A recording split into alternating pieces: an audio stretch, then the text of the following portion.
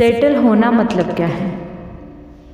22 तक पढ़ाई, 23 से करियर शुरू, 28 में शादी, फिर बच्चे, फिर बच्चों की पढ़ाई, फिर बच्चों का करियर, फिर बच्चों की शादी।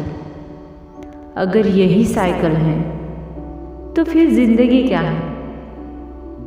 किसी दफ्तर में उम्र भर एक ही कुर्सी पर बैठना, दिन भर काम करते करते थक जाना, फिर लौट के घर वापस आना, फिर से दूसरे दिन यही साइकिल दोहराना। अगर यही जीना है तो फिर जिंदगी क्या है? अगर करियर ही सुकून है तो फिर चेहरे पर क्यों नहीं दिखता? क्यों इंसान वक्त के साथ है बिकता? मजबूरी में लिए गए फैसले दिल को कभी रास नहीं आते।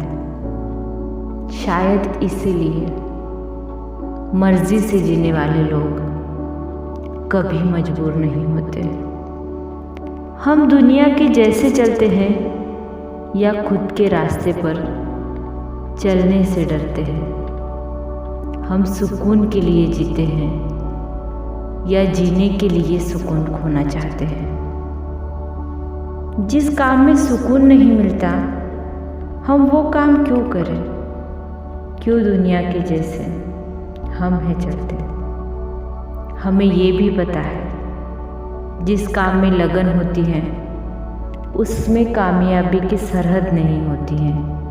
फिर भी क्यों हम इस दुनिया के जैसे चलने की ज़रूरत होती है?